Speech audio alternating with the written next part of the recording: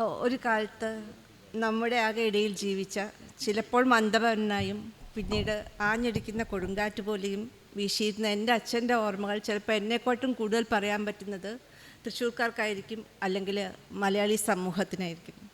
കാരണം കുട്ടിക്കാലത്ത് ഞാൻ അച്ഛനെ അധികം അങ്ങനെ കണ്ടിട്ടില്ല. എപ്പോഴും തിരക്ക് പിടിച്ച് ഓടി നടക്കുന്ന അച്ഛൻ, എന്നും ഒരു വെള്ള ഷർട്ടും വെള്ള മുണ്ടും കയ്യിലൊരു കറുത്ത ഡയറിയും പിടിച്ചിട്ട് ഊർജ്ജസ്വലനായിട്ട് നടക്കുന്ന അച്ഛൻ. അത് തന്നെയായിരുന്നു അച്ഛൻ അക്കാഡമിയിൽ വന്നപ്പോഴും. എപ്പോഴും ഓടി നടക്കാം. അവിടെ അച്ഛൻ ഞങ്ങളുടെ തിരുവനന്തപുരത്തെ വീട്, ഞങ്ങൾ തിരുവനന്തപുരത്തായിരുന്നു എൻ്റെ കുട്ടിക്കാലമൊക്കെ. അപ്പോൾ തിരുവനന്തപുരത്ത് ഞങ്ങളുടെ വീടും ദേശാഭിമാനി ഓഫീസും ഒന്നായിരുന്നു. അപ്പോൾ അവിടെ അച്ഛൻ കോഴിക്കോട്ടേക്ക് റിപ്പോർട്ട് ചെയ്യണം കാര്യങ്ങളൊക്കെ. അപ്പോൾ ആ അച്ഛൻ്റെ മുഴക്കമുള്ള ശബ്ദം എപ്പോഴും അവിടെ ഇങ്ങനെ മുഴങ്ങിക്കേട്ടിരിക്കുന്നു.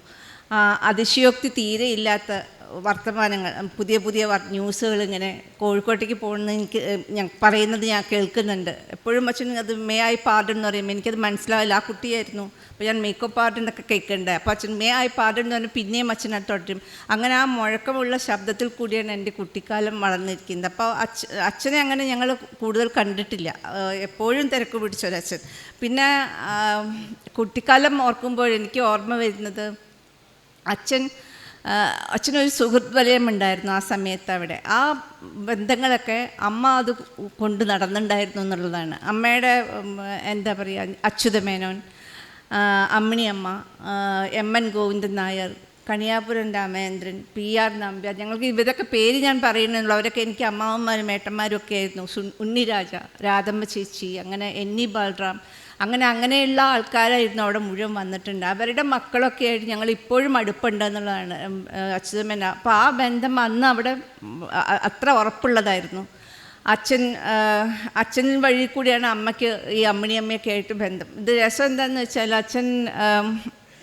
ഈ അമ്മ എപ്പോഴും തമാശയും ചിരിയും വളരെയധികം ജീവിതം ഇഷ്ടപ്പെടുന്നതാണ്. പക്ഷെ ഞങ്ങൾ അത്ര പൈസക്കാരൊന്നും ആയിരുന്നില്ല. അത്യാവശ്യം കാശുണ്ടായിരുന്നു, കഴിക്കാൻ പറ്റിയിരുന്നു, അല്ലാണ്ട് ഒരുപാട് കാശുണ്ടായിരുന്നില്ല. അപ്പോൾ അച്ഛൻ 100 രൂപ കൊടുക്കേണ്ടടുത്ത് 95 രൂപ കൊടുത്തിട്ട് ബാക്കി 5 രൂപ അമ്മയുടെ എവിടുന്നെങ്കിലും മേടിക്കാൻ പറയും. അപ്പോൾ അങ്ങനെ ആ ദേഷ്യവും. അപ്പോൾ അമ്മയൊക്കെ ഒരുപാട് സൗന്ദര്യപ്പിണക്കങ്ങളുള്ള ഒരാളാണ് ഈ അമ്മ. അപ്പോൾ അത് അച്ഛന് എഴുതണം. അപ്പോൾ ഈ അമ്മ എപ്പോഴും സൗന്ദര്യപ്പിണക്കം അച്ഛനത് എഴുതാൻ കഴിയില്ല. അപ്പോൾ അമ്മയെ സന്തോഷിപ്പിക്കാൻ വേണ്ടി അച്ഛൻ പുറത്തേക്ക് കൊണ്ടുപോകാനൊക്കെ ചെയ്തിട്ട് എന്നാലും പൈസ കൊടുക്കില്ല. അപ്പോൾ അമ്മയും അമ്മിണിയമ്മയും തമ്മിൽ ഭയങ്കര അടുപ്പായിരുന്നു, അച്യുതമ്മേൻ്റെ വീട്ടുകാരുമായിട്ട്. അപ്പോൾ അവിടെ വന്ന് അമ്മ ദേഷ്യത്തോടെ കൂട്ടിയ, അന്ന് അച്യുതമ്മേനും മന്ത്രിയോ മറ്റെയാണ്. ഞങ്ങൾ മെയിൻ എൻട്രൻസിൽ കൂടിയല്ല കിടക്കുക, രണ്ടാമത്തെ വഴി കൂടെ കിടന്നിട്ട് അമ്മ അമ്മിണിയമ്മയോട് കുറേ വർത്തമാനം പറയും. അമ്മിണിയമ്മ നല്ല തമാശക്കാരിയാണ്. പരിഹാസവും പരദൂഷണവും പിന്നെ കുറേ സമാധാനിപ്പിക്കലും കഴിഞ്ഞ് പോയ അമ്മയായിരിക്കില്ല തിരിച്ചു വരുന്നത്. അതുപോലെ കണിയാപുരം രാമേന്ദ്രൻ, ഞാൻ ഓർക്കുകയാണ്, അദ്ദേഹം നല്ലോണം മുറുക്കും ഈ കണിയാപുരം രാമേന്ദ്രനൊക്കെ. അപ്പോൾ അദ്ദേഹം അവിടെ മുറുക്കിയിട്ട് അവിടെ വന്നിരുന്ന് ഉത്തരാ സ്വയംവരം കഥകളി കാണുക എന്നുള്ള പാട്ടൊക്കെ പാടി അമ്മ അവിടെ താഴെ ഇരുന്ന് കേൾക്കുന്നു. അപ്പോൾ ഇന്നത്തെ കാലത്ത് ആ പാട്ടൊക്കെ കേട്ടിട്ടുണ്ടെങ്കിൽ, ഇങ്ങനെയൊക്കെയുള്ള ഇത് കണ്ടു കഴിഞ്ഞാൽ എന്തായിരിക്കും സോഷ്യൽ മീഡിയയിൽ വരിക എന്നുള്ളത് അറിയില്ല. പിന്നെ ഈ അച്ഛൻ എന്ന് പറയുന്ന ആൾ ഞങ്ങൾക്ക് മക്കൾക്കാർക്കും എന്താണെന്ന് എന്ത് ചെയ്യൂ എന്നൊന്നും പറഞ്ഞിട്ടില്ല. അച്ഛൻ്റെ ജീവിതം തന്നെയാണ് ഞങ്ങൾക്ക് കാണിച്ചു തന്നിരിക്കുന്നത്. അമ്മ അച്ഛൻ്റെ ഒരു PR തന്നെയായിരുന്നു. പക്ഷെ അമ്മ എപ്പോഴും തമാശ ഇഷ്ടപ്പെടുന്ന ഒരാളായതുകൊണ്ട് എന്നെ നോക്കിയിട്ട് അമ്മയ്ക്ക് എപ്പോഴും നല്ല സഹായികളുണ്ടാവും. അപ്പോൾ അവിടെ ആ ആളാണ് എന്നെ നോക്കിയിട്ടുണ്ടായിരുന്നത്. അപ്പോൾ അവർക്കൊരു ഇതുണ്ടല്ലോ, പാരമ്പര്യം അനുസരിച്ച് വൈകുന്നേരം നിലവിളക്കൊക്കെ കഴുകി വൃത്തിയാക്കി ദീപം എന്ന് പറഞ്ഞുകൊണ്ട് നടക്കുന്ന ഒരു സംഭവം ഉണ്ടായിരുന്നു. അപ്പോൾ അത് ഞാനാണ് ചെയ്തിരുന്നത്. അപ്പോൾ അച്ഛൻ ഇതൊന്നും ശ്രദ്ധിച്ചിട്ടേ ഇല്ല. പക്ഷെ ഒരു ദിവസം വൈകുന്നേരം അച്ഛൻ തിരിച്ചു വന്നപ്പോൾ ഞാൻ ഈ ദീപം എന്ന് പറഞ്ഞിട്ട് നടക്കുകയാണ്. അച്ഛൻ എന്നെ കുറച്ച് കഴിഞ്ഞിട്ട് വിളിച്ചിട്ട് പറഞ്ഞു, ഇത് പണ്ട് ലൈറ്റൊന്നും ഉണ്ടായിരുന്നില്ല, ഇരുട്ടായിരുന്നു. അപ്പോൾ അവിടെ ദീപത്തിൻ്റെ ആവശ്യമുണ്ട്. ഇപ്പം നമുക്ക് ഇലക്ട്രിസിറ്റിയൊക്കെ വന്നു, അതുകൊണ്ട് ഈ പരിപാടി ഇനിയിപ്പോൾ ചെയ്യണ്ട. അത് നമുക്ക് പുതിയ പുതിയ കാര്യങ്ങൾ വരുമ്പോൾ അത് ഉൾക്കൊള്ളാൻ പഠിക്കണം എന്നൊക്കെ പറഞ്ഞിട്ട് അച്ഛൻ എന്നോട് പറഞ്ഞിട്ടുണ്ട്. അങ്ങനെയൊക്കെ പറയും. പിന്നെ ഒരു ദിവസം ഇതൊക്കെ എനിക്ക് ഓർമ്മ വരുന്നത് രസകരമായ ഒരു സംഭവങ്ങൾ ഉള്ളത് സംഭവമാണ്. അപ്പോൾ ഞാൻ പഠിക്കാൻ അത്ര മണ്ടിയൊന്നും വരുന്നില്ല. പക്ഷേ കണക്ക് പരീക്ഷ ഭയങ്കര ബുദ്ധിമുട്ടായിരുന്നു. അപ്പോൾ കണക്ക് പരീക്ഷ തലേ ദിവസം എൻ്റെ ഒരു സുഹൃത്ത് പറഞ്ഞു, ഗണപതി കോവിലിൽ പോയിട്ട് നാളികേരം ഉടച്ചാൽ മതി, കണക്ക് പരീക്ഷ എളുപ്പമാവുമെന്ന് പറഞ്ഞു. ഞാൻ എന്നെ നോക്കിയിരുന്ന അവരോട് പറഞ്ഞിട്ട് നാളികേരം മേടിച്ചിട്ട് തുടർച്ചയായിട്ട് 2 ആഴ്ച ഒരു ഓൾട്ടർനേറ്റീവ് ഡേയ്സിൽ പോയിട്ട് ഒന്നരാടം പോയിട്ട് അടച്ചു നിന്ന്. എന്ന് ഇത്ര വിലയുണ്ടായിരുന്നില്ല നാളികേരത്തിനൊന്നും. അപ്പോൾ അവിടെ പോയി ഉടയ്ക്കും. അപ്പോൾ ഇതാരോ അച്ഛൻ്റെ കാതിൽ പറഞ്ഞു കൊടുത്തു. അപ്പോൾ അച്ഛൻ എന്നോട് പറഞ്ഞു, ഈ നാളികേരം എന്ന് പറയുന്നത് പോഷക സമ്പുഷ്ടമായ ഒരു സാധനമാണ്, അത് കൊണ്ടുപോയിട്ട് ഈ കല്ലിലുടച്ചിട്ട് വെറുതെ കളയരുത്, അത് തിന്നുകയാണെങ്കിൽ തിന്നുക, അല്ലാതെ ഉടച്ച് കളയാനുള്ളതല്ല, ഭക്ഷണം വേസ്റ്റ് ആക്കരുത് എന്നൊക്കെ അച്ഛൻ അന്ന് പറഞ്ഞു. അത് മാത്രമല്ല, അച്ഛൻ പറഞ്ഞു, കണക്ക് നിനക്ക് ചെയ്യണമെങ്കിൽ അത് പഠിക്കുക തന്നെ വേണം, പഠിച്ചിട്ട് കണക്ക് പരീക്ഷ പാസ്സാവുക, ഈ കല്ലിൽ പോയിട്ട് ചെയ്യുകയല്ല ചെയ്യേണ്ടതെന്ന് പറഞ്ഞിട്ടുണ്ട്. അതുകൊണ്ട് തന്നെ ഞാൻ അമ്പലത്തിൽ ഞങ്ങൾ വിശ്വാസികൾ, എൻ്റെ മക്കളും ഞാനും ഒന്നും വിശ്വാസികളല്ല. എനിക്കൊരു മകൾക്കൊരു കുട്ടിയുണ്ട്, ആ കുട്ടിയും വിശ്വാസിയല്ല, അവന് 11 വയസ്സേ ആയിട്ടുള്ളൂ. പക്ഷെ അവൻ പറയുന്നത് കേട്ടിട്ടുണ്ടെങ്കിൽ നമ്മൾ അന്തം വിട്ട് നിൽക്കും. കാരണം ആരും വിശ്വാസികളല്ല ഞങ്ങളുടെ വീട്ടിൽ. ഇതെല്ലാം അച്ഛൻ്റെ എന്താ പറയുക, ഭയങ്കര ഫോഴ്സ് ചെയ്തിട്ട് ഞങ്ങളെ കൊണ്ടുവന്നിട്ട് ഈ വഴിയിലേക്ക് ആക്കിയതല്ല. അച്ഛൻ ഓരോരോ ചെറിയ ചെറിയ കാരണത്തിൽ കൂടെ ഞങ്ങളെ പഠിപ്പിച്ചു തരികയായിരുന്നു ഈ കാര്യങ്ങളൊക്കെ. പിന്നെ അച്ഛൻ തിരുവനന്തപുരത്ത് അച്ഛൻ പാർട്ടി പിളർന്നപ്പോൾ അച്ഛൻ CPIയിൽ ഉറച്ചു നിന്നു. അച്ഛന് വ്യക്തമായിട്ട് ധാരണകളുള്ളതുകൊണ്ട് CPIയിൽ ഉറച്ചു നിന്നു. അതുകൊണ്ട് തന്നെ അച്ഛന് അധികം കാശ് ഉണ്ടാക്കാൻ കഴിഞ്ഞിട്ടുമില്ല. കാരണം അച്ഛൻ പിന്നെ ദേശാഭിമാനി മാർക്സിസ്റ്റ് പാർട്ടി എടുത്തു. അച്ഛൻ എന്നിട്ട് നവയുഗം നവജീവനിലൊക്കെയാണ് പണിയെടുത്തത്. എന്നാൽ വലിയ കാശൊന്നും അച്ഛന് കിട്ടിയിട്ടുണ്ടായിരുന്നില്ല. ഞങ്ങൾക്ക് കഷ്ടപ്പാടില്ലായിരുന്നു, പക്ഷേ കാശില്ല. അത് അമ്മയുടെ ഒരു പ്രധാന പ്രശ്നമായിരുന്നു. ഈ അരക്ഷിതാവസ്ഥ എന്ന് പറയുന്നത് അമ്മയ്ക്ക് എപ്പോഴും ഉള്ളതാണ്. അത് കുട്ടിക്കാലത്ത് തൊട്ടിട്ട് ഉള്ളതാണ്. അത് അച്ഛൻ്റെ കൂടെ കൂടിയപ്പോൾ കുറച്ചും കൂടെ കൂടി. പക്ഷേ അത് അച്ഛൻ്റെ നർമ്മം എന്ന് പറയുന്നൊരു സംഭവം ഉള്ളതുകൊണ്ട് അമ്മ രക്ഷപ്പെട്ടു പോയതാണ്. വളരെ എന്താ പറയുക, പല ഒരു 3-4 ദിവസമൊക്കെ അമ്മ മിണ്ടാതിരിക്കുകയൊക്കെ ചെയ്യും. അങ്ങനെയൊക്കെയുള്ളൊരു ആളായിരുന്നു. അപ്പോൾ പൈസ ഇല്ലാണ്ട് ഇപ്പോൾ പാർട്ടി തന്നെ പറഞ്ഞു, അങ്ങനെയാണെങ്കിൽ മദ്രാസിൽ പോയിട്ട് സോവിയറ്റ് ലാൻഡ് ഇൻഫർമേഷൻ ഓഫീസിൽ പോയിട്ട് ജോലി ചെയ്യാൻ പറഞ്ഞു. അപ്പോൾ അവിടെ സോവിയറ്റ് ലാൻഡിൽ പോയപ്പോൾ അമ്മ ഞങ്ങൾ കുറച്ചും കൂടി സേഫായി. കാരണം കുറച്ചും കൂടി കാശ് കിട്ടും, ഞങ്ങൾക്ക് കുറച്ചും കൂടി ജീവിതം നന്നായി, സിറ്റി ലൈഫാണ്, അമ്മയും സന്തോഷവതിയാണ്. പക്ഷേ അവിടെ പോയപ്പോഴും അച്ഛൻ ഭയങ്കര തിരക്ക് പിടിച്ചൊരു മനുഷ്യനാണ്. ഒരു എന്താ പറയുക, സോവിയറ്റ് ലാൻഡ് മുഴുവൻ അച്ഛൻ ഇല്ലെങ്കിൽ നടക്കില്ല എന്നുള്ള ഒരു അവസ്ഥയിലേക്ക് വന്നു. പക്ഷേ 3-4 കൊല്ലം അവിടെ ഞങ്ങൾ മദ്രാസിലുണ്ടായിരുന്നു. അത് കഴിഞ്ഞിട്ട് അപ്പോഴേക്കും അച്യുത മേനോൻ അച്ഛനടുത്ത് അക്കാഡമിയിൽ ജോയിൻ ചെയ്യാൻ പറഞ്ഞു. പക്ഷെ അത് ഞങ്ങൾക്ക് അച്ഛൻ അസിസ്റ്റൻറ്റ് സെക്രട്ടറി ആയിട്ടാണ് ആദ്യം കിട്ടിയത്. അപ്പോൾ ഞങ്ങളൊക്കെ പഠിക്കുകയാണ്. പഠിച്ച് പറഞ്ഞാൽ എന്താ പറയുക, പൈസ വേണമല്ലോ ഈ പഠിക്കാനൊക്കെ. അപ്പോൾ അമ്മയ്ക്ക് അത് വലിയൊരു പ്രശ്നമായിരുന്നു, ഈ പൈസ ഇല്ലാത്ത വലിയൊരു പ്രശ്നമായിരുന്നു. അപ്പോൾ അച്ഛൻ്റെ അടുത്ത് അക്കാഡമി ജോലി എടുക്കാൻ പാടില്ല എന്ന് അമ്മ പറഞ്ഞു. അത് ഭയങ്കര വഴക്കായിട്ട് എനിക്ക് ഒരാഴ്ചയൊക്കെ അവിടെ ഭയങ്കര കൺഫ്യൂഷനായിരുന്നു. പക്ഷേ അത് അച്ഛൻ ആ ജോലി എടുക്കുക തന്നെ ചെയ്തു. അപ്പോൾ തൃശ്ശൂർ വന്നു. ഞങ്ങൾ തൃശ്ശൂർക്ക് വന്നിട്ട് അപ്പോഴേക്കും ഞാൻ കോളേജിലെത്തി. അപ്പോൾ ഇതുവരെ അച്ഛൻ അടുപ്പമില്ലാതിരുന്ന അച്ഛനും ഞാനും ഭയങ്കരമായിട്ട് അടുപ്പായി. ഞങ്ങൾ ഒരുപാട് വലിയ സുഹൃത്തുക്കളായി ഞാനും അച്ഛനും. എന്തു വേണമെങ്കിലും അച്ഛനോട് പറയാമെന്നുള്ളൊരു നിലയിലാണ്. കുറേ പ്രേമമുണ്ടായിരുന്നു കോളേജിൽ പഠിക്കുമ്പോൾ. അപ്പോൾ പ്രണയം പൊട്ടിയെന്ന് പറയാം, പ്രണയം ഉണ്ടായിരുന്നു. അപ്പം അച്ഛൻ ഇതൊക്കെ സ്വാഭാവികമാണ്, അങ്ങനെയാണെന്ന് പറയും. ഞങ്ങൾ തേക്കിൻകാട് മൈതാനത്തിൽ അമ്മയാണ് അച്ഛൻ്റെ കൂടെ നടക്കാൻ പോവാറ്. പക്ഷേ ചില സമയത്ത് അമ്മ എനിക്ക് ചാൻസ് തരും, അപ്പം ഞങ്ങൾ നടക്കും. അപ്പം അച്ഛൻ ഇങ്ങനെ ഒരുപാട് വർത്തമാനം പറയും. തലശ്ശേരിയിൽ അച്ഛൻ്റെ വല്യച്ഛൻ കുട്ടമ്മത്തിനെ കുറിച്ച് പറയും, അച്ഛൻ്റെ അച്ഛനെക്കുറിച്ച് പറയും. അപ്പോൾ ഒക്കെ വെച്ചാരാധനയും പൂജയും ഒക്കെ ഉള്ള ഒരു വീട്ടിൽ നിന്നാണ് അച്ഛൻ വരുന്നത്. ഞാൻ എപ്പോഴും അച്ഛനോട് ചോദിച്ചു, അച്ഛൻ എങ്ങനെയാണ് യുക്തിവാദി ആയത്? ഇങ്ങനെ ഇതിലെല്ലാം രസം എന്താണെന്ന് വെച്ചാൽ, അച്ഛൻ്റെ അമ്മ മരിച്ചപ്പോൾ അച്ഛനോട് ക്രിയ ചെയ്യാൻ പറഞ്ഞു. അപ്പോൾ അച്ഛൻ പറഞ്ഞു, അന്ന് അച്ഛൻ്റെ ചേച്ചിയുണ്ട്, അനുജനും ഒക്കെ ഉണ്ട്. അപ്പോൾ അച്ഛൻ പറഞ്ഞു അച്ഛനത് ചെയ്യാൻ പറ്റില്ല എന്ന് പറഞ്ഞു. അപ്പോൾ ആര് ചെയ്യുന്നപ്പോൾ അച്ഛൻ്റെ അനുജൻ ചെയ്യട്ടെ എന്ന് പറഞ്ഞു. അപ്പോൾ അത് വലിയൊരു പ്രശ്നമായിരുന്നു കുടുംബത്തിൽ. അപ്പോൾ ഇതെല്ലാം രസം കഴിഞ്ഞ് അത് അയ്യവർ മഠത്തിലും പറ്റിയാണ് ക്രിയ ചെയ്യേണ്ടത്. അവിടെ പോയപ്പോൾ അവിടെ പൂജ ചെയ്യുന്ന ആളുടെ പേര് പവനൻ എന്നായിരുന്നു. അപ്പോൾ അത് അച്ഛൻ ചിരിച്ചു പോയി ഞങ്ങളൊക്കെ. അയാളിപ്പോഴും ഉണ്ട്, ഇവർ മഠത്തിലുണ്ട്. പക്ഷെ അയാളുടെ അച്ഛൻ ഈ യുക്തിവാദവും എന്തുമായിട്ട് ബന്ധപ്പെട്ട ഒരാളായിരുന്നു. അതുകൊണ്ടായിരിക്കും എനിക്ക് പവനൻ എന്നുള്ള പേരിട്ടിട്ടുണ്ടാവുക. അങ്ങനെ ഒരു രസകരമായ ഒരു ഒരു ഇതുണ്ടായിരുന്നു. പക്ഷെ ആ പേര് വന്നത് അച്ഛനായിരുന്നു എന്നുള്ളതാണ്. അപ്പോൾ അത് കഴിഞ്ഞിട്ട് ഈ ഗുരുവായൂർ സ്വർണം പൂശാൻ പോയി. അതിൻ്റെ അടി കൊണ്ട് അച്ഛൻ തിരിച്ചു വന്നു. അപ്പോൾ ഡോക്ടർ കെ രാഹുലിനൊക്കെ ഉണ്ട്. അപ്പോൾ അദ്ദേഹം പറഞ്ഞു, എന്തിനാണ് പവനൻ ഈ പണിക്കൊക്കെ പോണത്, മേലും മുഴുവൻ അടി കൊണ്ടിട്ടാണ് വന്നിരിക്കണേ.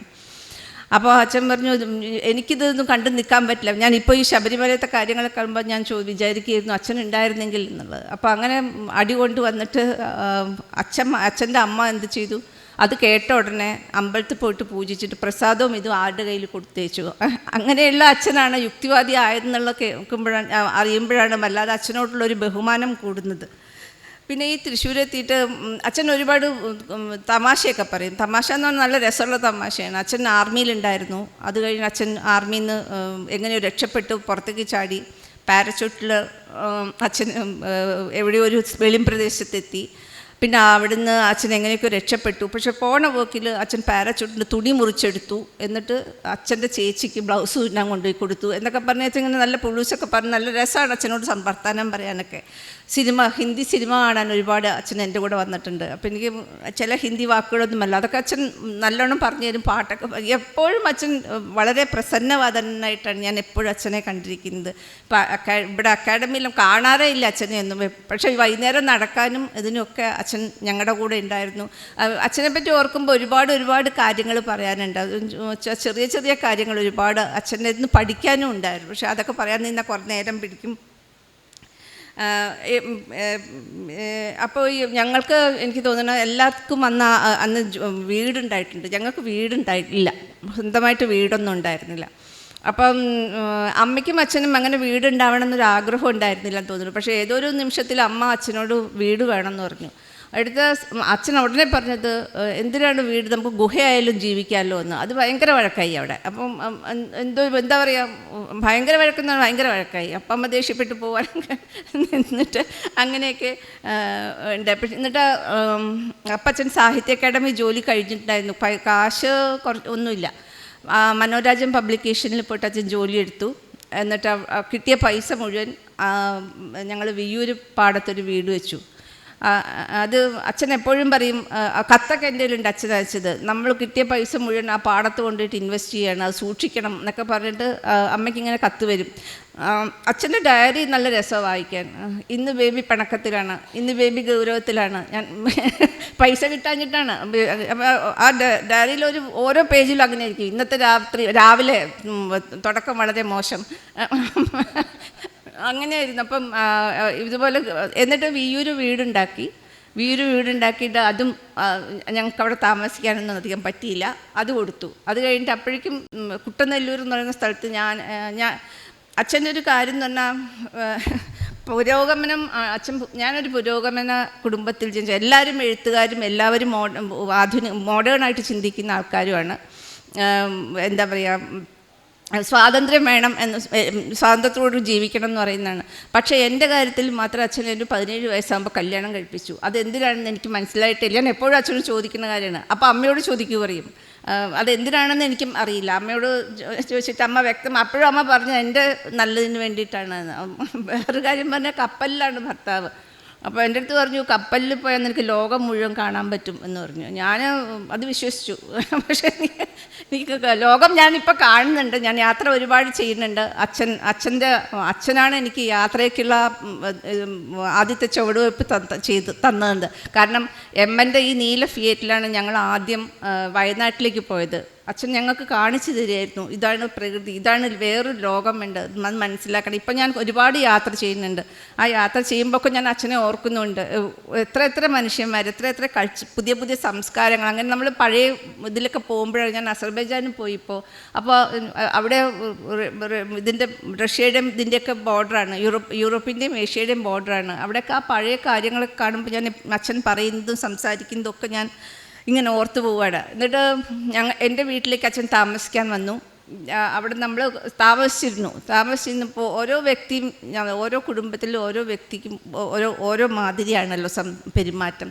അവിടെ എന്തോ അച്ഛന് ഇഷ്ടപ്പെട്ടില്ല. പിന്നെ ഞാനും അച്ഛനും കൂടി തീരുമാനിച്ചു നമുക്കിന്ന് വേറൊരു സ്ഥലത്ത് പോയിട്ട് വീട് വയ്ക്കാം. അങ്ങനെയാണ് ഞങ്ങൾ ഇപ്പം താമസിക്കുന്ന ചെമ്പുക്കാവിൽ പോയിട്ട് വീട് വെച്ചത്. അത് അച്ഛൻ്റെ 73ാമത്തെ വയസ്സിലോ മറ്റാണ് അച്ഛൻ്റെ ആ വീടുണ്ടായത്. അത് കുറേ കഷ്ടപ്പെട്ടിട്ടുണ്ട് അച്ഛൻ. അപ്പോൾ അതൊക്കെ പറയാൻ നിന്നാൽ കുറേ കാര്യം പറയേണ്ടി വരും. പക്ഷേ ആ വീട്ടിൽ അച്ഛൻ 2 കൊല്ലം മര്യാദയ്ക്ക് ഇരുന്നുള്ളൂ. ഒറ്റൊരു തമാശ എന്താണെന്ന് വെച്ചാൽ അച്ഛൻ നേരിട്ട് അച്ഛന് ഈ അൾഷിമേഴ്സ് എന്ന് പറഞ്ഞ അസുഖം അച്ഛൻ ഉണ്ടായിരുന്നത് എൻ്റെ കൂടെ താമസിക്കുമ്പോഴും അച്ഛനുണ്ടായിരുന്നു. അപ്പോൾ അച്ഛൻ സാധാരണ നോർമലായിട്ട് സാധാരണമാതിരി നമ്മുടെ അച്ഛൻ്റെ കൂടെ പീടികയ്ക്കൊക്കെ പോയിട്ട് വെച്ചാൽ അച്ഛൻ ഷാമ്പൂ എന്ന് അറിയില്ല, തലയിൽ തേക്കുന്ന താളിയുണ്ടോ ചോദിക്കും. അപ്പോൾ അയാൾ അന്തം വിട്ട് നമ്മുടെ മുഖത്തേക്ക് നോക്കും. അപ്പോൾ നമ്മൾ പറഞ്ഞു കൊടുക്കണം ഷാമ്പൂവിനെ പറ്റിയിട്ടാണ് ചോദിക്കുന്നത്. ഇങ്ങനെ അച്ഛൻ്റെ ഒരു വികട സരസ്വതി എന്നൊക്കെ പറയും, അങ്ങനെ ഒരു സംഭവമുണ്ട്. പിന്നെ മുന്തിരി പിഴിഞ്ഞ ഇത് കിട്ടുമോ എന്നൊക്കെ അതായത് മുന്തിരിയുടെ ജ്യൂസ് കിട്ടുമോ എന്നൊക്കെ ചോദിക്കുന്നത്. അപ്പോൾ ഇതൊക്കെ നമ്മൾ അച്ഛൻ്റെ ഇങ്ങനത്തെ ഒരു പെരുമാറ്റം കാരണം നമ്മൾ അച്ഛൻ ഓർമ്മയില്ലാണ്ടാവുന്നത് നമുക്കറിയില്ലായിരുന്നു. ഒന്നാമത് പാർക്കിൻസൺസും ഇതൊന്നും നമ്മൾക്ക് പരിചിതമായ രോഗമായിരുന്നില്ല. അപ്പോൾ ഞാൻ ഈ ചെമ്പുക്കാവിലും എപ്പോഴും അച്ഛൻ്റെ അമ്മയുടെയും കൂടെ ഞാൻ എപ്പോഴും ഉണ്ടായിരുന്നു. അപ്പോൾ ഇവരുടെ ഓരോ പെരുമാറ്റ വ്യത്യാസവും എനിക്ക് മനസ്സിലാക്കാൻ പറ്റുന്ന ആളാണ് ഞാൻ. അപ്പോൾ ചെമ്പുക്കാവിൽ പോയിട്ട് ഞാൻ അച്ഛനോട് ഒരു ദിവസം മാത്രമല്ല അച്ഛൻ പ്രസംഗിക്കുമ്പോഴൊക്കെ വളരെ ബന്ധമില്ലാണ്ടേയും നീണ്ടുപോയ ഇഴഞ്ഞ് സംസാരിക്കുന്നതാണ്. അപ്പം ഞങ്ങൾ അച്ഛനോട് പറഞ്ഞു, അച്ഛൻ പ്രസംഗം നിർത്തിക്കോളൂ, കുറച്ച് ബോറാവുന്നുണ്ട് എന്ന് പറഞ്ഞപ്പോൾ അച്ഛൻ പതിവില്ലാണ്ട് എന്നെ ഒരുപാട് ദേഷ്യപ്പെട്ടു. അതങ്ങനെ ചെയ്യാറില്ല, അച്ഛൻ അങ്ങനെ ദേഷ്യപ്പെടുന്നില്ല. അച്ഛൻ എൻ്റെ നർമ്മത്തെക്കുഴി പറഞ്ഞു തന്നിട്ട് നമ്മളത് മനസ്സിലാക്കിപ്പിക്കാവേ. അപ്പോൾ അച്ഛൻ അപ്പോഴും ആ അസുഖത്തിനെ പറ്റി അറിയില്ല. പിന്നെ ഞങ്ങൾ ഒരു ദിവസം ഞാൻ അച്ഛനോട് സംസാരിച്ചുകൊണ്ടിരിക്കുമ്പോൾ അച്ഛൻ എൻ്റെ അടുത്ത് എന്തോ സംസാരിച്ചു. അപ്പം ഞാൻ വെറുതെ തമാശയ്ക്ക് അച്ഛനോട് ചോദിച്ചു, അച്ഛൻ്റെ സെൻസ് പോയോ, വട്ടായോ എന്ന് ചോദിച്ചു. അത് അച്ഛൻ അന്ന് തന്നെ ഒരു നോട്ടം നോക്കി. ആ നോട്ടം എനിക്ക് ഒരിക്കലും മറക്കാൻ കഴിഞ്ഞിട്ടില്ല. വല്ലാത്തൊരു നോട്ടമായിരുന്നു അച്ഛൻ നോക്കിയിട്ടുണ്ടായിരുന്നത്. അത് കഴിഞ്ഞ് ഞാൻ അതിന് തിരിച്ചു വന്നപ്പോൾ അച്ഛൻ എന്നോട് പറഞ്ഞു, നമുക്ക് ഡോക്ടർ TI രാധാകൃഷ്ണനെ പോയി കാണാം എന്ന് പറഞ്ഞു. അദ്ദേഹമായിരുന്നു ഇവിടുത്തെ സാഹിത്യകാരന്മാരുടെ ഡോക്ടർ. അദ്ദേഹവും ഒരു എഴുത്തുകാരനായിരുന്നു. അപ്പോൾ എന്നിട്ട് ഞങ്ങൾ ഡോക്ടർ കാണാൻ പോയി. അപ്പോൾ ഡോക്ടർ പറഞ്ഞു, ഇത് അസുഖം അച്ഛന് പാർക്കിൻസൺസ് ആണ്, കുറച്ച് ഡിമെൻഷ്യ തുടങ്ങിയിട്ടുണ്ട് എന്ന് പറഞ്ഞു. അത് അച്ഛന് ശരിക്കും പറഞ്ഞാൽ സൂക്കട് മനസ്സിലായില്ല, ഞങ്ങൾക്കും മനസ്സിലായിട്ടില്ല. അപ്പം ഞങ്ങൾ വീട്ടിൽ വന്നപ്പോൾ അച്ഛൻ എന്നോട് ചോദിച്ചു, എന്താണ് ആ ഡോക്ടർ പറഞ്ഞത്? അപ്പം ഞാൻ പറഞ്ഞു, അച്ഛനിപ്പോൾ 73 വയസ്സല്ലേ, ഒരു 10-25 കൊല്ലം കഴിയുമ്പോൾ അച്ഛൻ്റെ ഓർമ്മ പോകും, അതിനിപ്പോൾ നമുക്കെന്താ പറഞ്ഞു. പക്ഷെ അച്ഛൻ അത് വല്ലാത്തൊരു അവസ്ഥയിലായിരുന്നു. പിന്നെ തുടർന്നങ്ങോട്ട് അച്ഛൻ കുറേശ്ശെ ഓർമ്മയില്ലാണ്ടാവാൻ തുടങ്ങി. ഈ ഓർമ്മ പോകുന്നതും ഓർമ്മയുടെ ഈ സൂക്കടിൻ്റെ ഒരു പ്രശ്നം എന്താ വെച്ചാൽ ഓർമ്മയുണ്ടാവും, എന്നാൽ ആദ്യത്തെ സമയത്ത് മറവിയിലേക്ക് പോവുകയാണ്. അപ്പോൾ ആ ഒരു ഘട്ടം കടന്നു കഴിയാൻ അച്ഛൻ നല്ല ബുദ്ധിമുട്ടിയിട്ടുണ്ടായിരുന്നു. ഞാൻ എപ്പോഴും ഓർക്കും അച്ഛൻ ഇത്രമാത്രം ബുദ്ധിമുട്ടിയിട്ടുണ്ട്. എഴുതാൻ അച്ഛന് പറ്റുന്നില്ല, അച്ഛൻ ഇതൊക്കെ പറഞ്ഞ് എഴുതാൻ. പിന്നെ ഒരുപാട് ഇങ്ങനെ അച്ഛൻ്റെ അതൊക്കെ ആലോചിക്കുമ്പോൾ ഞാൻ എപ്പോഴും വിചാരിക്കും, അച്ഛന് വരുന്ന ഒരു സൂക്കടൊന്നും ആയിരുന്നില്ല അത്. ഇത്രയും ഹെൽത്ത് നോക്കുന്ന ഒരാൾ, ഇത്രയും ചിട്ടയോടുകൂടി ജീവിതം ജീവിക്കുന്ന ഒരാൾ, അച്ഛന് വരുന്ന ഒരു സൂക്കടായിരുന്നു വായിക്കുക, എഴുതുക എന്നൊക്കെ പറഞ്ഞാൽ അച്ഛനൊരു ഹരമായിരുന്നു. അത് അച്ഛൻ സമൂഹത്തിന് വേണ്ടി ജീവിക്കുക എന്നുള്ള അച്ഛൻ അങ്ങോട്ട് ഇറങ്ങി പുറപ്പെടുകയാണ്. ഇപ്പോൾ നമ്മുടെ യുക്തിവാദി പ്രസ്ഥാനം അത് ഞങ്ങൾ തിരുവനന്തപുരത്ത് താമസിക്കുമ്പോഴാണ് PS രാമൻകുട്ടിയും തോമസ് വർഗീസും പെരുമ്പടവും ശ്രീധരനൊക്കെ വന്നിട്ട് ഇത് തുടങ്ങിയത്. അപ്പോൾ ഇവരെ ആ പ്രസ്ഥാനം തിരുവനന്തപുരത്ത് തുടങ്ങിയപ്പോൾ തൊട്ട് അച്ഛൻ ഇതിലുണ്ട്. മാത്രമല്ല 10 കൊല്ലം മറ്റാണ് അച്ഛൻ യുക്തിവാദി പ്രസ്ഥാനത്തിൻ്റെ പ്രസിഡൻ്റായത്. അപ്പോൾ ഓരോ സമ്മേളനത്തിന് പോകുമ്പോഴും ഞങ്ങൾ വിചാരിക്കും, അച്ഛൻ പറയും ഇനി ഞാനാവില്ല പ്രസിഡൻറ്റ്, ഇനി വേറെ വല്ലവരും ആയിക്കോട്ടെ എന്ന് പറയും. തിരിച്ചു വരുമ്പോൾ അച്ഛൻ പറയും, അച്ഛൻ വന്നു ഇപ്പോഴും ഞാൻ തന്നെ. അപ്പോൾ ഞങ്ങളത് പൂരിപ്പിക്കും, ആ പ്രസിഡൻ്റ് ആണല്ലേ എന്ന് പറയും. അപ്പോൾ അങ്ങനെ അച്ഛൻ തുടർച്ചയായിട്ട് യുക്തിവാദ പ്രസ്ഥാനത്തിൻ്റെ പ്രസിഡൻ്റായിരുന്നു. അപ്പോൾ അങ്ങനെയുള്ള അച്ഛൻ ഒരുപാട് ആലോചിക്കുകയും എഴുതുകയും ഒക്കെ ചെയ്യുന്ന ആൾക്കാർക്ക് ഈ സൂക്കട് വരില്ല എന്നാണ് പറയുന്നത്. അപ്പോൾ ആരോ പറഞ്ഞു, ഈ സൂക്കട് വന്ന് സംഗീതം, നമ്മുടെ ഒരു ബ്രെയിൻ മാത്രമേ വർക്ക് ചെയ്യുള്ളൂ, മറ്റേ ബ്രെയിൻ കൂടെ വർക്ക് ചെയ്യണം, അതിന് സംഗീതം കേൾക്കണം എന്ന് പറഞ്ഞു. അത് ഞാൻ അച്ഛനോട് പറഞ്ഞപ്പോൾ അച്ഛൻ അത് സംഗീതം അച്ഛൻ സംഗീതമൊന്നും കേൾക്കാറേ ഇല്ലാത്ത ഒരാൾ, റേഡിയോ ഒക്കെ എടുത്തിട്ട് കേട്ടു. അതൊക്കെ ഞാനിപ്പോൾ ആലോചിക്കുമ്പോൾ എനിക്ക് ഒരുപാട് വിഷമം തോന്നുന്ന കുറേ കാര്യങ്ങളാണ്. ഒരുപാട് കാര്യങ്ങൾ അച്ഛനെ പറ്റി പറയാൻ എനിക്ക് കുറേ കാര്യങ്ങളുണ്ട്. സന്തോഷത്തിൻ്റെയും അച്ഛൻ്റെ അവസാനത്തെ കാലത്തെ ആ സങ്കടത്തിൻ്റെയൊക്കെ എനിക്ക് കുറേ അച്ഛനെ പറ്റി പറയാനുണ്ട്. പക്ഷെ അതൊക്കെ പറയാൻ നിന്ന കുറേ സമയം പിടിക്കും. എന്തായാലും അച്ഛൻ ആ സൂക്കട് വന്നു.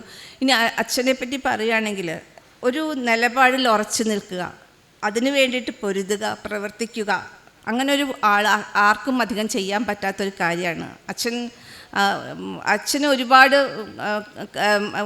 സംഘടനയിൽ അച്ഛൻ പ്രവർത്തിച്ചിട്ടുണ്ടായിരുന്നു. ഒരുപാട് കാര്യങ്ങൾ അച്ഛൻ ചെയ്തിട്ടുണ്ടായിരുന്നു. സമൂഹത്തിന് വേണ്ടി അച്ഛൻ ഒരുപാട് ചെയ്തിട്ടുണ്ട്. വീട്ടിൽ ഉണ്ടാവാറേ ഇല്ല. യുക്തിരേഖ ഒരു പ്രാവശ്യം നിൽക്കാൻ പോയപ്പം അച്ഛൻ്റെ സ്വന്തം കയ്യിൽ നിന്ന് കാശ് എടുത്തിട്ട് അച്ഛൻ യുക്തിരേഖ മേടിച്ചതായിട്ട് യുക്തിരേഖ ഇറക്കാൻ വേണ്ടി അച്ഛൻ നോക്കുന്നത് ഞാൻ കണ്ടിട്ടുണ്ട്. ഒരുപാട് ഇതുപോലെ ഇപ്പോൾ പറഞ്ഞ പോലെ അച്ഛൻ പൈസ ഒരുപാട് പേർക്ക് അയച്ചു കൊടുത്തിട്ടുണ്ട്. ഇങ്ങനെ അത് അച്ഛൻ്റെ കയ്യിൽ കാശില്ല, അച്ഛൻ കുറച്ച് പിശുക്കുകയാണ്. അപ്പം അത് എന്നിട്ട് അച്ഛൻ കൊടുക്കുന്നത്. ഇപ്പം ഞാൻ ഫേസ്ബുക്കിൽ കൂടെ കുറച്ച് പേരെ പരിചയപ്പെട്ടപ്പോൾ അവർക്കൊക്കെ അച്ഛനെ പറ്റി പറയാൻ ഓരോ കഥകളുണ്ട്. ഇവിടെ ഒരു പുസ്തക പ്രദർശനം വന്നപ്പോൾ എൻ്റെയൊക്കെ പ്രായമാണെന്ന് തോന്നുന്നു. അപ്പോൾ അവർ പുസ്തകം അയാൾക്ക് മേടിക്കണം, പക്ഷെ കാശില്ലാണ്ട് വിഷമിച്ച് നിൽക്കുമ്പോൾ അച്ഛൻ എന്തെങ്ങനെ വിഷമിച്ച് നിൽക്കണ പറഞ്ഞാൽ അച്ഛൻ്റെ കയ്യിൽ നിന്ന് കാശ് എടുത്തിട്ട് അയാൾക്ക് വേണ്ട പുസ്തകം മേടിച്ചു. പിന്നെ ഒരുപാട് ഇങ്ങനെ അച്ഛൻ സഹായിച്ചവരൊക്കെ നമ്മൾ ഈ ഫേസ്ബുക്കിൽ കൂടിയാണ് ഇപ്പം ഇങ്ങനെ ഓരോരുത്തർ പരിചയപ്പെടുമ്പോഴാണ് അവർക്കെല്ലാവർക്കും അച്ഛനെ പറ്റി പറയാനുള്ള ഓരോ കഥകളുണ്ട്. അച്ഛനൊരു വലിയ മനുഷ്യനാണെന്ന് ഞങ്ങൾ മക്കൾ കരുതുന്നുണ്ട്. അത് അച്ഛൻ വലിയ കാര്യങ്ങൾ ചെയ്തതുകൊണ്ടല്ല, ചെറിയ കാര്യങ്ങളിൽ അച്ഛൻ ചെയ്ത മാന്യതയും സത്യസന്ധതയും കൊണ്ടാണ് അച്ഛൻ ഞങ്ങൾക്ക് ഒരു മോഡലായിട്ട് മാറിയത്. ആരും ഏറ്റെടുക്കാൻ ധൈര്യമില്ലാത്ത കുറേ കാര്യങ്ങൾ അച്ഛൻ ചെയ്തിട്ടുണ്ട്. അത് യുക്തിവാദമാണെങ്കിലും സാഹിത്യ പ്രവർത്തനമാണെങ്കിലും സെക്സ് വർക്കേഴ്സിൻ്റെ യൂണിയൻ ഉണ്ടാക്കാനും അച്ഛൻ ഇറങ്ങി പുറപ്പെട്ടു അവസാനത്തെ കാലത്ത്. അത് രസം എന്താണെന്ന് വെച്ചാൽ ഈ സെക്സ് വർക്കേഴ്സിൻ്റെ യൂണിയൻ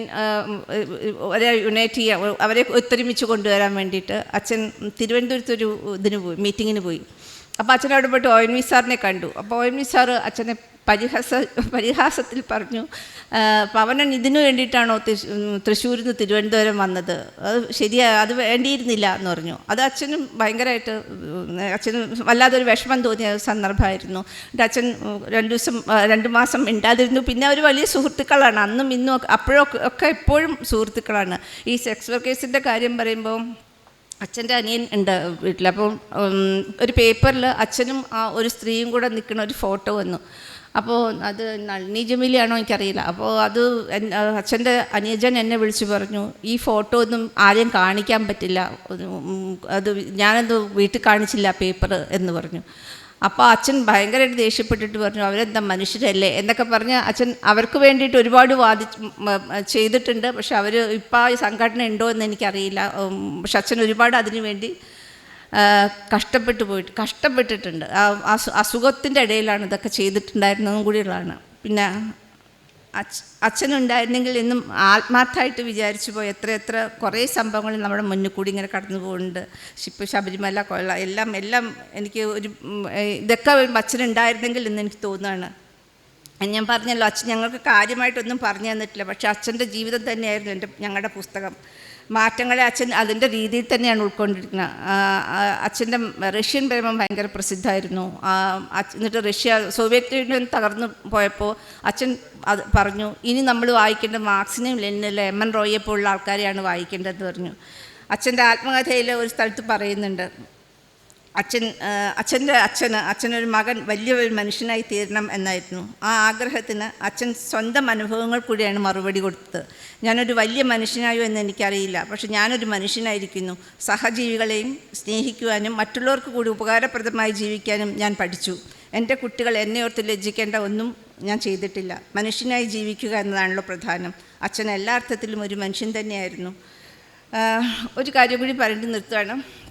ഇവിടെ ഞങ്ങൾ തൃശ്ശൂർ വന്നപ്പോൾ ഈ സാഹിത്യ അക്കാദമി എന്ന് പറയുന്നത് ഒരു ചെറിയൊരു കെട്ടിടമായിരുന്നു. അവിടെ പശുക്കളും ചാണകവും ഒക്കെ ഇങ്ങനെ മേഞ്ഞ് നടക്കുന്ന ഒരു സ്ഥലമായിരുന്നു. അച്ഛൻ ഇവിടെ വന്നു കഴിഞ്ഞാൽ ഇതൊരു പഴയ കോടതിയായിരുന്നല്ലോ. അച്ഛൻ ഇവിടെ വന്നിട്ട് ഒരു കഴിഞ്ഞപ്പോൾ അച്ഛൻ ഇതിൻ്റെ മുഖച്ഛായ മുഴുവൻ മാറ്റി. ഇത് അച്ഛൻ്റെ ആശയം തന്നെയായിരുന്നു ഈ അക്കാദമി ഇങ്ങനെ വേണം എന്നുള്ളത്. എന്നിട്ട് ഇപ്പോൾ ഈ ഹാള് എം ടി ഹാൾ എന്നാണ് അറിയപ്പെടുന്നത്. ലൈബ്രറി ലളിതാംബിക അന്തർച്ചനത്തിൻ്റെ പേരിലുമാണ് അറിയപ്പെടുന്നത്.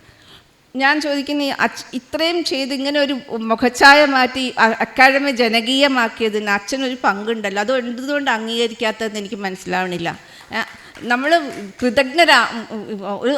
ഒരാൾക്കൊരു ആദരം കൊടുക്കണ്ടേ ഒരു ചെയ്തതിന്? അത് എന്തുകൊണ്ട് ചെയ്യാൻ പറ്റുന്നില്ല എന്ന് എനിക്കറിയില്ല. ഇപ്പോൾ ഇവിടെ കാണുന്ന ഈ രൂപം കാനായി കുഞ്ഞിരാമൻ വരച്ചതാണ്. ആ ആൾ ഇവിടെ 8 മാസം നിന്നിട്ടാണ് ഇത് വരച്ചെടുത്തത്. ഇതൊക്കെ ആരെങ്കിലും ചോദിക്കുന്നുണ്ടോ, പറയുന്നുണ്ടോ? ഇതിൻ്റെ സ്റ്റേജ് അവിടെയായിരുന്നു തോന്നുന്നു, ആ ഭാഗത്തായിരുന്നു തോന്നുന്നുണ്ട്. അത് ഇങ്ങോട്ടാക്കി ഇവിടെ ഇരുന്നിട്ട് ആരാണ് അത് നോക്കിയിട്ട് ആസ്വദിക്കുന്നത്? ഇവിടെ ഇരിക്കുന്ന ആൾക്കാർ മാത്രമല്ലേ ആസ്വദിക്കുന്നത്, നിങ്ങളാരും അത് കാണുന്നില്ലല്ലോ.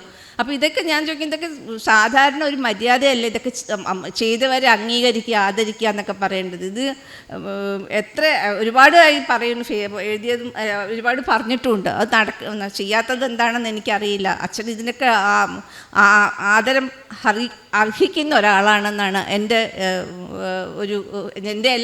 നമ്മളെല്ലാവരും വിചാരിക്കുന്ന. അച്ഛന് അർഹിക്കുന്ന ആദരം കൊടുത്തിട്ടില്ല എന്നുള്ളതാണ്.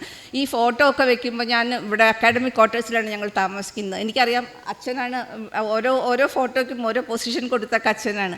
ഇതിൽ അച്ഛനെ കാണുന്ന സ്ഥലത്ത് എവിടെയെങ്കിലും അച്ഛൻ്റെ ഒരു ഫോട്ടോ വെച്ചിരുന്നെങ്കിൽ നന്നായിരുന്നു എന്നുള്ളൊരു അഭിപ്രായമുണ്ട്. കൂടുതൽ പറയുന്നില്ല. Thank you.